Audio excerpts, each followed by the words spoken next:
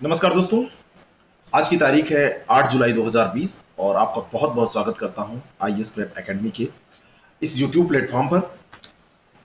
आज का जो डेली 30 का प्रोग्राम है, आज के डेली 30 के प्रोग्राम में हमको जो टॉपिक कवर करना है वो है गवर्नर।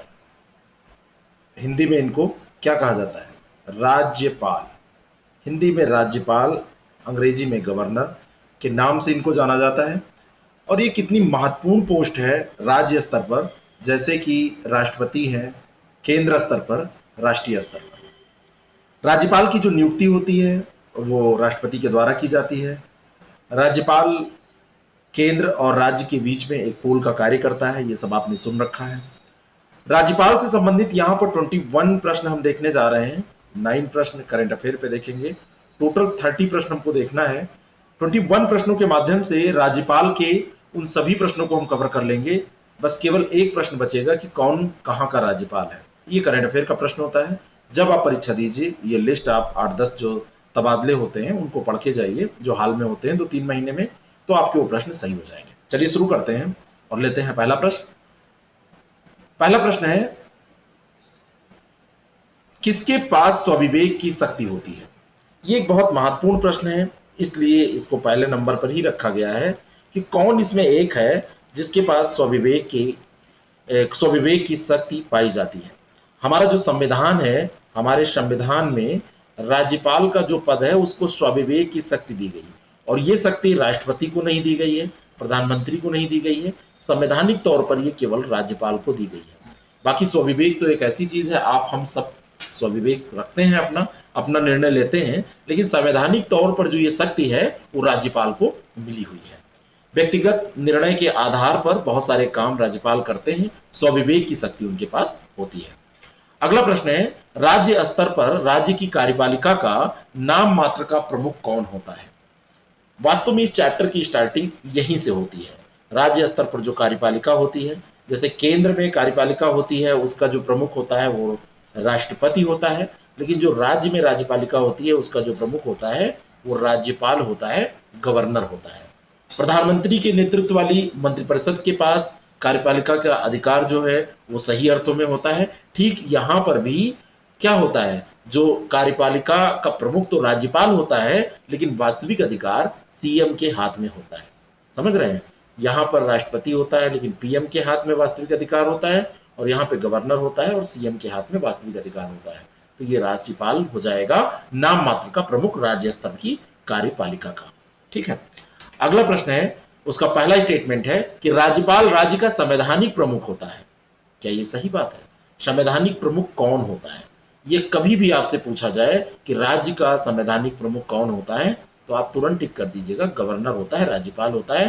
पहला बिल्कुल सही स्टेटमेंट है। दूसरे स्टेटमेंट में कहा जा रहा है कि राज्य की कार्यपालिका मुख्यमंत्री तथा राज्य मंत्रिपरिषद से मिलकर बनती है।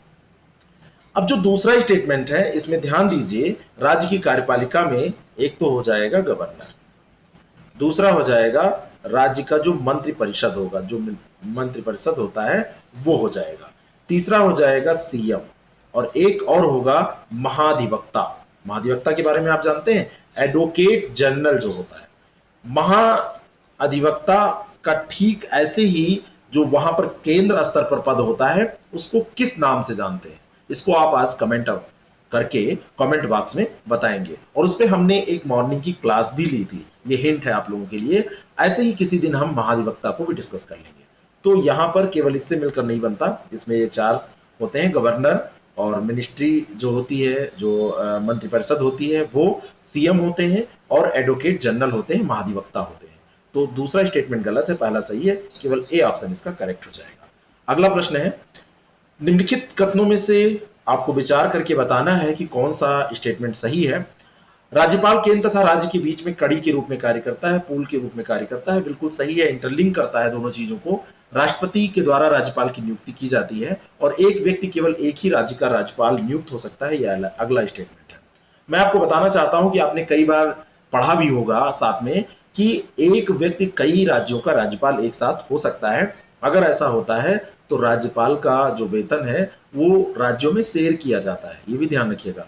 मान लीजिए कि यूपी का कोई राज्यपाल है और उसको राजस्थान के राज्यपाल का चार्ज दे दिया गया, तो जो इनका वेतन होगा वो राज्य की संचित निधि से दिया जाता है, तो यूपी की संचित निधि और साथ में राजस्थान की संचित निधि से इसको शेयर करके दे दिया जाएगा। तो दोनों के दोनों स्टेटमेंट पे अगर हमने विचार किया तो पहला स्टेटमेंट तो बिल्कुल सही है और दूसरा स्टेटमेंट गलत है, क्योंकि दूसरा इसलिए गलत है क्योंकि एक ही राज्य में नहीं कई राज्यों का हो सकता है। तो ए इसका सही उत्तर हो जाएगा। संविधान के किस अनुच्छेद के अनुसार भारत के प्रत्येक राज्य में एक राज्यपाल होगा? पहला जो प्रश्न है वो यहां से कई बार आप लोग सोचते हैं कि अनुच्छेद जो है आर्टिकल रट लिया जाए और पहला प्रश्न यही महत्वपूर्ण होता है। बेशक ये प्रश्न महत्वपूर्ण होता है, लेकिन यहाँ पे केवल फैक्ट हमको नहीं पढ़ना है। डेली 30 में हम केवल फैक्ट नहीं डिस्कस करते हैं। डेली 30 में हमारी कोशिश रहती है ऐसा कॉन्सेप्ट आपको हम बना कर दें, ऐसा कॉन्सेप्ट आपसे हम डिस्कस कर लें कि आप उसको पढ़ के फिर भूलें ना चीजों को। अनुच्छेद 153 के तहत भारत के प्रत्येक राज्य का एक राज्यपाल होगा, ऐसा कहा गया है। सी ऑप्शन इसका करेक्ट है और इसी राज्य के तहत इसकी नियुक्ति की जाती है। डेली 30 का सपना उस दिन साकार होगा जब डेली 30 से कम हर साल सुपर 30 निकलेंगे। कुछ ऐसा ही सपना देखकर मैं इसको रन कर रहा हूं और वो सुपर 30 आप लोग हैं। आपकी मेहनत रंग लाएगी तो ये डेली 30 सुपर 30 में कब तब्दील हो जाएगा कुछ पता नहीं। अभी हम लोग संघर्ष कर रहे हैं, लेकिन एक दिन आएगा जब इसका फल हमको मिलेगा और आप लोग हमारी पूंजी हैं। आप लोगों से ही सब कुछ है, अगर आप लोग नहीं तो कुछ नहीं। आप जैसा मन हो इस क्लास का उपयोग कीजिए, लेकिन इस सपने को जरूर साकार कीजिएगा। अगला प्रश्न है, उसका पहला स्टेटमेंट है कि राज्यपाल की नियुक्ति मुख्यमंत्री द्वारा 5 वर्ष के लिए की जाती है। राज्यपाल 5 वर्ष के लिए तो नियुक्त किया जाता है, लेकिन अगर आप इस स्टेटमेंट को थोड़ा ध्यान से नहीं पढ़ेंगे तो मुख्यमंत्री द्वारा थोड़ी नियुक्त किया जाता है, इसको तो राष्ट्रपति के द्वारा नियुक्त किया जाता है। तो राष्ट्रपति नियुक्त करता है, 5 वर्ष के लिए करता है, पहला स्टेटमेंट गलत। राज्यपाल पद पर नियुक्त होने के लिए भारत का नागरिक होना आवश्यक नहीं है। अगर भारत का नागरिक नहीं है व्यक्ति, 35 साल की उम्र उसने नहीं पूरी की है, संसद अथवा किसी भी राज्य के विधानमंडल के किसी भी सदन का सदस्य अगर वो है और लाभ का पद उधारण किया हुआ है तो वो राज्यपाल नहीं बन सकता। यानी कि भारत का नागरिक होना चाहिए, 35 वर्ष से कम 35 वर्ष या इससे अधिक आयु होनी चाहिए, संसद तथा किसी राज्य के विधानमंडल में सदस्य नहीं होना चाहिए और लाभ के पद पर कार्यरत नहीं होना चाहिए। तो दूसरा भी गलत हो जाएगा और इस तरह से इसका डी सही उत्तर हो जाएगा कि इनमें से कोई भी सही नहीं है। राज्यपाल अपना त्यागपत्र किसे देता है? राज्यपाल जब त्यागपत्र देगा तो मुख्यमंत्री को नहीं देगा, ध्यान रखिएगा। ऐसा नहीं है कि मुख्यमंत्री वास्तविक प्रमुख होता है कार्यपालिका का तो आप लोग समझे कि इसी को अपना लेटर देगा और कहेगा भैया हम चलते हैं, हो गया हमारा आपका इतना ही साथ। ऐसा नहीं, राष्ट्रपति के द्वारा नियुक्त होता है राज्यपाल, तो गवर्नर जब भी देगा इस्तीफा तो वो किसको देगा? वो रिजाइन करेगा तो प्रेसिडेंट को अपना इस्तीफा सौंपेगा। बी ऑप्शन इसका करेक्ट हो जाएगा। वैसे ये 5 साल तक कार्यकाल पे बना ही रहता है, कभी ऐसी स्थिति अगर आ गई तो उसको रिजाइन करना पड़ता है। निम्नलिखित कथनों पर विचार कीजिए। राज्यपाल पर महाभियोग लगाया जा सकता है। पहला स्टेटमेंट, राज्यपाल पर महाभियोग जो ये दिया जा रहा है लगाया जा सकता है, ये गलत है। राज्यपाल पर महाभियोग नहीं लगाया जा सकता है, तो पहला गलत हो गया। राज्यपाल के वेतन और भत्ते केंद्र की संचित निधि से दिए जाते हैं। अब जो दूसरा स्टेटमेंट यहां पर दिया है, ये संचित निधि से तो दिए जाते हैं, कंसोलिडेटेड फंड जो होता है उसी से दिए जाते हैं, लेकिन केंद्र की संचित निधि नहीं, यहां पर राज्य की संचित निधि से ये दिए जाते हैं। तो दूसरा स्टेटमेंट भी गलत हो गया, तो डी ऑप्शन इसका करेक्ट हो जाएगा। अगला प्रश्न है, पहला स्टेटमेंट, राज्यपाल अपने पद की शक्तियों के प्रयोग और कर्तव्यों के पालन के संबंध में किसी न्यायालय के प्रति जिम्मेदार नहीं होता है। जब राज्यपाल अपने पद पर है तो पद की शक्तियों के प्रयोग को और कर्तव्यों के पालन को लेकर उसको न्यायालय में कटघरे में खड़ा नहीं किया जा सकता, बिल्कुल सही है। और कार्यकाल के दौरान उसके विरुद्ध फौजदारी अभियोग नहीं चलाया जा सकता। अगर उसका कार्यकाल चल रहा है तो फौजदारी अभियोग उसके ऊपर नहीं लग सकता है। तो दोनों के दोनों स्टेटमेंट सही हैं, सी ऑप्शन इसका करेक्ट हो जाएगा। अगला प्रश्न है, मुख्यमंत्री तथा अन्य मंत्रियों की नियुक्ति कौन करता है? कौन नियुक्त करता है मुख्यमंत्रियों को और अन्य मंत्रियों को? जैसे वहां पर पीएम की नियुक्ति और जो अन्य मिनिस्टर जो हैं उनकी नियुक्ति राष्ट्रपति करता है, ठीक इसी तरह यहां पर गवर्नर करता है सीएम और अन्य मंत्रियों की नियुक्ति। ठीक है, तो ये यहां पर सही उत्तर क्या हो जाएगा? 10 नंबर प्रश्न का सही उत्तर हो जाएगा बी, राज्यपाल। अगला जो प्रश्न है उसका पहला स्टेटमेंट है कि राज्यपाल को राष्ट्रपति के समान राजनीतिक या सैन्य शक्तियां प्राप्त है। भारत का जो राष्ट्रपति होता है उसको कुछ राजनीतिक शक्तियां और सैन्य शक्तियां प्राप्त होती हैं, लेकिन जो भारत का राज्यपाल है उसको राष्ट्रपति की तरह ये सैन्य शक्तियां प्राप्त नहीं होती हैं। तो पहला स्टेटमेंट गलत है। राज्यपाल राज्य के विश्वविद्यालयों का पदेन कुलपति होता है, ये बिल्कुल सही स्टेटमेंट है। जो हमारे यहाँ के जो भी हमारे यहाँ स्टेट में यूनिवर्सिटीज हैं उनका एक्स ऑफिसियो वाइस चांसलर कौन होता है? राज्यपाल होता है, पदेन कुलपति वही होता है। ठीक है, तो दूसरा स्टेटमेंट सही हो जाएगा, बी ऑप्शन इसका बिल्कुल करेक्ट है। अगला प्रश्न है, निम्नलिखित कथनों पर विचार कीजिए और इसका पहला स्टेटमेंट है राज्यपाल राज्य लोक सेवा आयोग के अध्यक्ष तथा सदस्यों की नियुक्ति करता है। राज्य जो लोक सेवा आयोग है जैसे यूपीपीएससी है, Uttar Pradesh public service commission, इसके जो सदस्य हैं और इसके जो अध्यक्ष हैं इनकी नियुक्ति कौन करेगा? गवर्नर करेगा, राज्यपाल करेगा। राज्यपाल के पास राज्य लोक सेवा के आयोग सदस्य जो हैं उनको हटाने का अधिकार है, लेकिन मैं आपको बताना चाहता हूं कि नियुक्ति तो राज्यपाल करता है लेकिन इसको हटाने का अधिकार इसको नहीं होता है। इसको हटाने का अधिकार इसको नहीं होता है। ठीक इसी तरह इसकी जो हमारे यहाँ के महाधिवक्ता हैं उनकी भी नियुक्ति ये करता है। राज्य के उच्च न्यायालय में न्यायाधीशों की नियुक्ति के संबंध में देखा जाए तो नियुक्ति ये नहीं करता है, राष्ट्रपति राज्यपाल से परामर्श लेता है और उचित प्रतिनिधित्व नहीं होने पर आंग्ल भारतीय समुदाय के जो एक सदस्य है उसका विधानसभा में मनोनयन कौन करता है? राज्यपाल करता है। लेकिन राज्य लोक सेवा आयोग के सदस्यों को ये हटा नहीं सकता है, ध्यान रखिएगा। ए ऑप्शन इसका बिल्कुल करेक्ट है। इसीलिए जब यहाँ विरोध होता है कि कई बार अध्यक्ष जी कोई भी रहे हैं उनका विरोध हुआ तो गवर्नमेंट को हम यहाँ कहते हैं कि स्टेट गवर्नमेंट ऐसा क्यों नहीं कर रही, इनको क्यों नहीं हटा रही है, लेकिन वो क्या करेगी? गवर्नर उसको हटा ही नहीं सकते। ठीक है ना, इनके ऊपर या फिर महाभियोग लगाया जाए, इस तरीके का कुछ किया जाए, या फिर इसको राष्ट्रपति के यहाँ से ही हटाया जा सकता है, ऐसे नहीं हटाया जा सकता है, राज्यपाल नहीं हटा सकता है। अगला प्रश्न, राज्यों की विधान परिषद में राज्यपाल कितने सदस्यों को मनोनीत करता है? पहले तो आप जान लीजिए कि हर जगह विधान परिषद नहीं है ना। विधानमंडल में विधानसभा और विधान परिषद, ये उच्च सदन और ये निम्न सदन, जैसे कि राज्यसभा उच्च सदन और लोकसभा निम्न सदन, ये पूरा होता है। लेकिन कितने स्टेट हैं जहां पर विधान परिषद है, इसको आप कमेंट करके बताएंगे। डिस्कशन हम कर चुके हैं। जहां जहां विधान परिषद है वहां पर 6 सदस्यों की नियुक्ति कला, साहित्य, सहकारी आंदोलन, विज्ञान, इन क्षेत्रों से, सामाजिक सेवा क्षेत्र से 6 सदस्यों की नियुक्ति राज्यपाल करता है। जहां जहां है वहीं पे तो करेगा विधान परिषद में, और कहां से करेगा जहां पे है ही नहीं है। अगला प्रश्न है, उसका पहला स्टेटमेंट, राज्यपाल को राज्य विधायिका का सत्र बुलाने का अधिकार है। पहला स्टेटमेंट है बुला सकता है वो सत्र, राज्यपाल अगर चाहे तो राज्य विधायिका का सत्र बुला सकता है। और दूसरा है कि राज्यपाल विधानसभा को भंग नहीं कर सकता। क्यों नहीं कर सकता? अगर राष्ट्रपति वहां पर लोकसभा को भंग कर सकता है तो इसको भी ये भंग कर सकता है। तो दूसरा स्टेटमेंट ये गलत है। ठीक है, राज्यपाल को राज्य विधायिका का सत्र बुलाने, सत्रावसान करने, विधानसभा को भंग करने, ये सब अधिकार उसको हैं। और उसे विधानमंडल का सत्र इस तरह बुलाना होता है कि 2 सत्रों के बीच में 6 माह से अधिक का अंतर ना हो, यानी कि साल भर में कम से कम ये 2 सत्र बुलाए जाते हैं। राज्यपाल विधानसभा को अनिश्चित अवधि से पूर्व भी, निश्चित अवधि से पूर्व भी क्या कर सकता है? भंग कर सकता है। निश्चित अवधि मान लीजिए अभी नहीं पूरी हुई है तब भी वो भंग कर सकता है, ध्यान रखिएगा। तो ए ऑप्शन इसका करेक्ट हो जाएगा। अगला प्रश्न है, प्रत्येक नए वर्ष के पहले सत्र को कौन संबोधित करता है? नया जो वर्ष है उसका पहला सत्र जो है वो राज्यपाल के द्वारा संबोधित किया जाता है। ये ध्यान रखिएगा कि इसमें अंडरस्टूड है कि राष्ट्रपति नहीं दिया है तो राज्यपाल इसका उत्तर हो जाएगा, क्योंकि मुख्यमंत्री नहीं करता, उपराष्ट्रपति नहीं करता। ठीक है, तो राज्यपाल यहाँ पर इसको करेगा।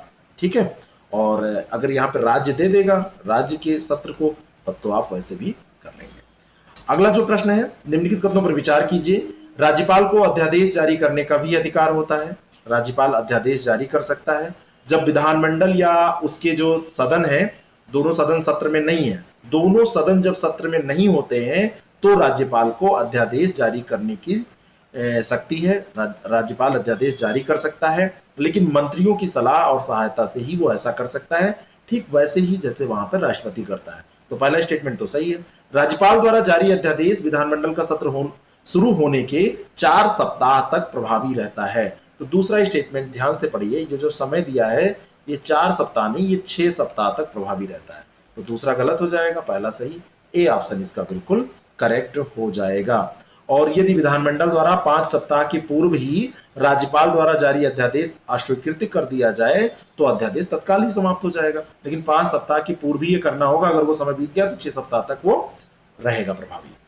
अगला प्रश्न है, किस अनुच्छेद के अनुसार राज्यपाल राज्य का वार्षिक बजट विधानमंडल में पेश करता है? विधानमंडल में राज्यपाल की पूर्व अनुमति के बिना कोई भी वित्त विधेयक पेश नहीं किया जाता है, क्योंकि पूर्व अनुमति उसकी लेनी होती है, ले लिया जाएगा तभी पेश किया जाएगा। अनुदान मांग या कर संबंधी प्रस्ताव जो होते हैं राज्यपाल के नाम पर मंत्रियों के अलावा और कोई पेश नहीं कर सकता। अनुच्छेद 202 के तहत राज्यपाल राज्य का वार्षिक बजट विधानमंडल में पेश करता है। तो सी ऑप्शन इसका करेक्ट हो जाएगा। अगला प्रश्न है, राज्य की कौन सी निधि राज्यपाल के अधिकार में होती है ना? कौन सा फंड है राज्य का जो उसकी अथॉरिटी गवर्नर के पास होती है? और ये है कंटिजेंसी फंड, जो आकस्मिक निधि है वो इसी के पास में होती है। आकस्मिकता निधि, आकस्मिक निधि जो है उसी के अधिकार में होती है, राज्यपाल के अधिकार में। अग्रिम निधि इसमें से वो निकाल सकता है, धन निकाल सकता है। धन विधेयक और अनुदान मांगों की सिफारिश करने की शक्ति भी राज्यपाल की ही होती है, ये ध्यान रखिएगा। बी ऑप्शन इसका बिल्कुल करेक्ट है।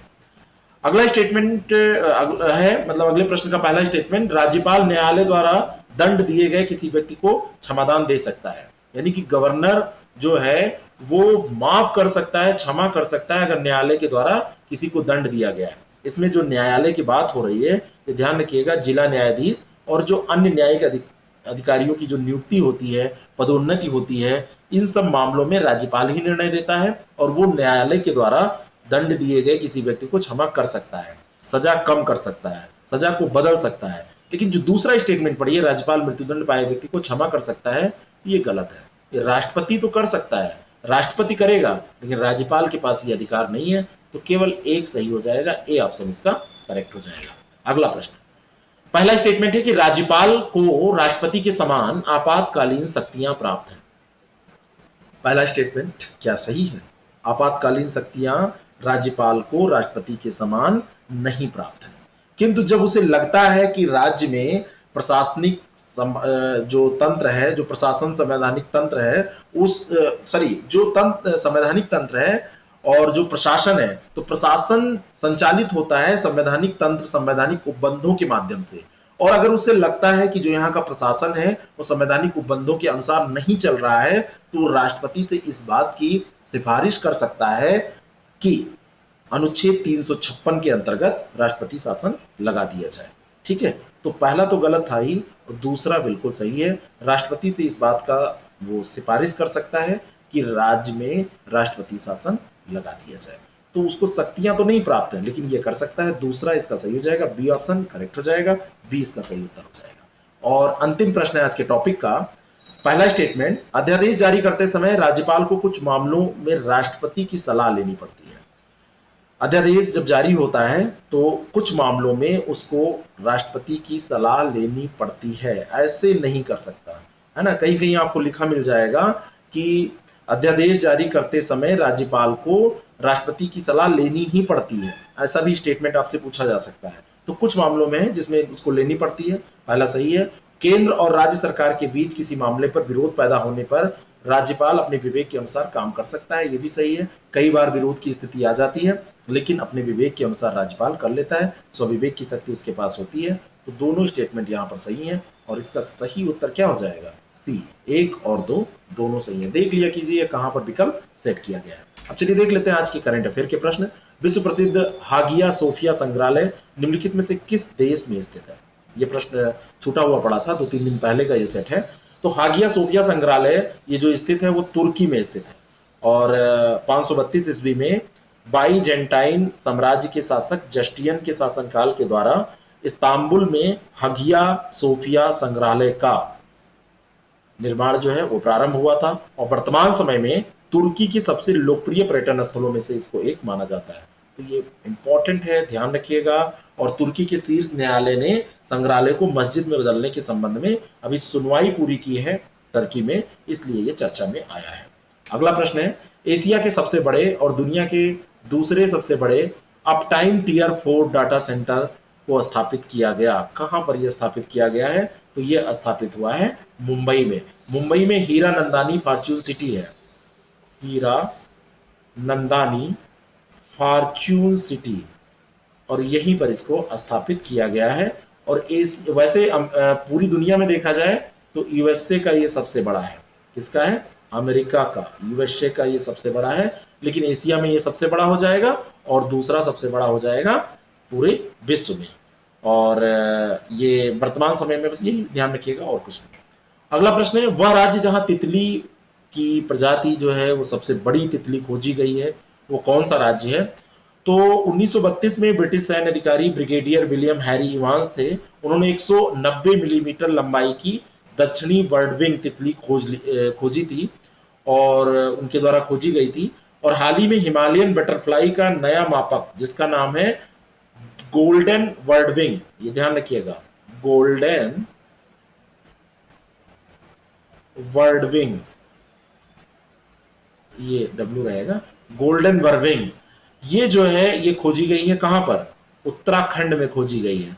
और 194 मिलीमीटर लंबी पंख वाली और मादा ये है, ये ध्यान रखिएगा। तो 190 वाला रिकॉर्ड टूट गया, अब 194 हो गया। आप सोचते हो कि तितली की लंबाई को नाप रहे हैं, इनका भी एक क्षेत्र है। और ये जो अनुसंधान होते हैं ये जैव विविधता की दृष्टि से बहुत इंपॉर्टेंट है। जिसको जिसमें मजा आ जाए। अगला प्रश्न, जिसको जिसमें मजा आ जाए वो उसी का हो जाता है। ऐसा होता है ना, लाइफ में ऐसा होता है। आप लोग तुरंत मोहब्बत पे चले जाते हैं, लेकिन मजा काम में भी तो आ सकता है, तो ध्यान रखिएगा।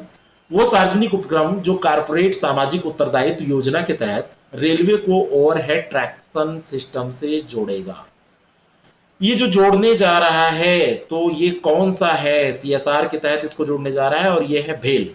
भेल इंडिया के बारे में आप जानते हैं, Bharat heavy electricals limited, electronics नहीं, इलेक्ट्रिकल्स लिमिटेड। इसने कारपोरेट सामाजिक उत्तरदायित्व योजना के तहत रेलवे को ओवरहेड ट्रैक्शन सिस्टम से जो जोड़ने संबंधी प्रस्ताव था उसको स्वीकृति प्रदान की है। और इस परियोजना के तहत भेल 1.7 मेगावाट की सौर परियोजना स्थापित करके रेलवे को ओवरहेड ट्रैक्शन सिस्टम से जोड़ेगा।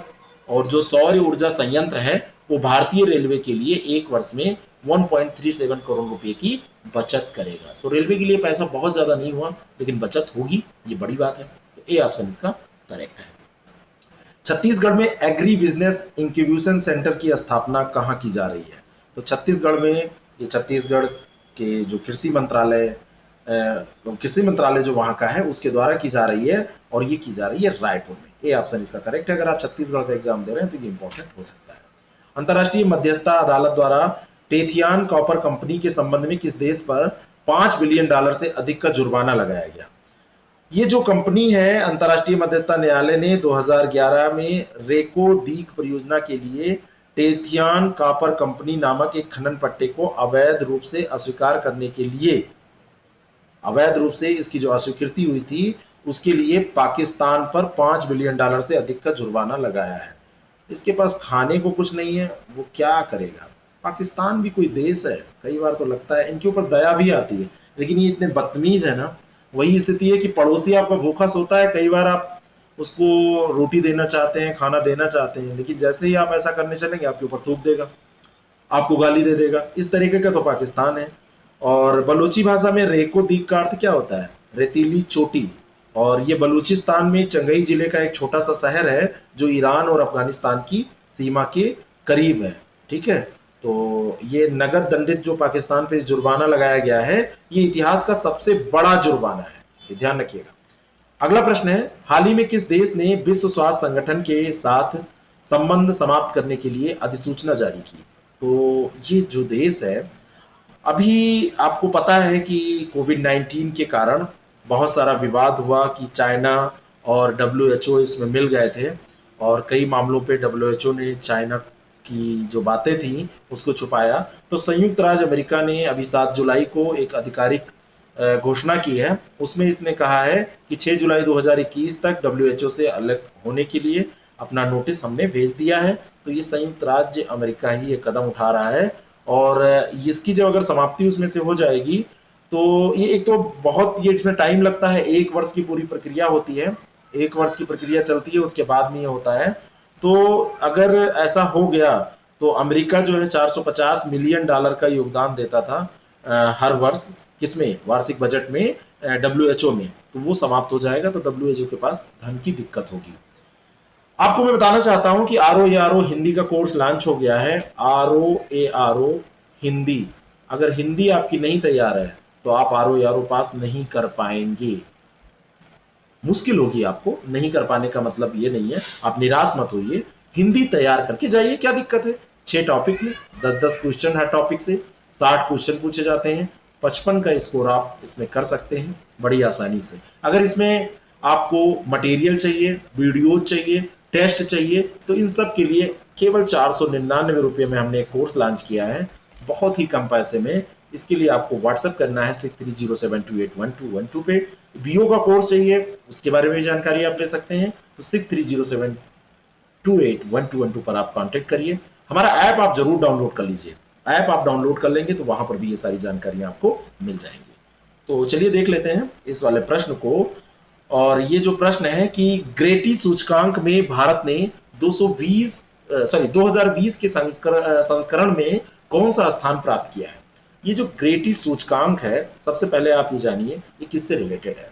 सतत पहल और विनियामक सुधारों की बात अगर की जाए तो भारत के रियल एस्टेट उद्योग में पारदर्शिता के उच्च स्तर को बढ़ाया गया है, और इसके कारण से भारत ने जो global real estate transparency index है, जिसको ग्रेटी कहा जाता है, global real estate transparency index, इसमें भारत ने इस बार, ये 2 वर्ष पे आता है, 2 वार्षिक है, और इसमें भारत ने 34वां स्थान प्राप्त किया है, 34th रैंक इसकी है।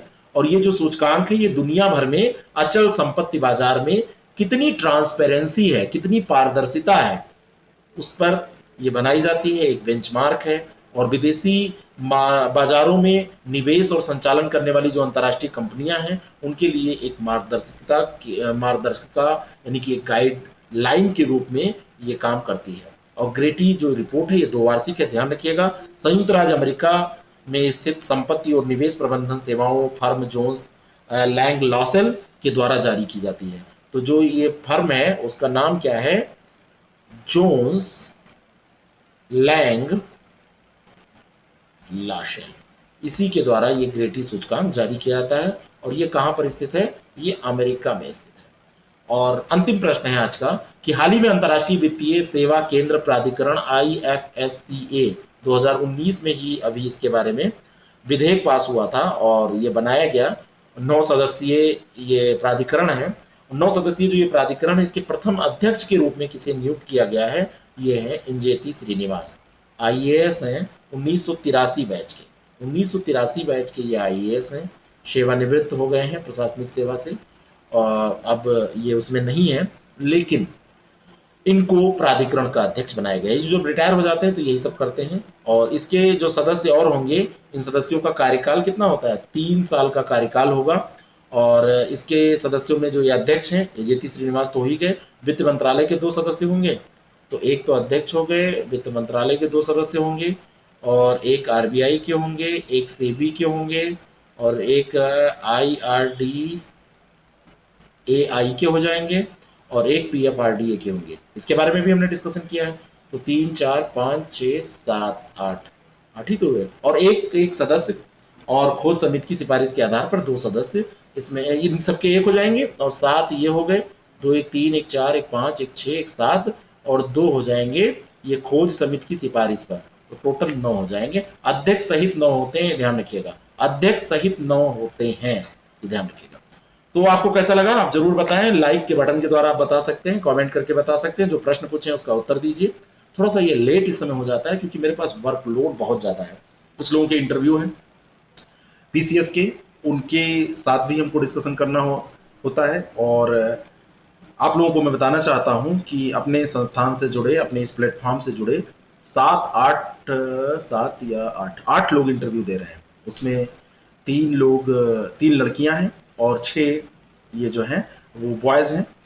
तो ये खुशी की बात है कि इतने लोग इंटरव्यू दे रहे हैं, और आप लोगों को भी जब ये मौका मिलेगा तो मैं आपके साथ हूं, तो उनको भी समय देना पड़ता है इस समय।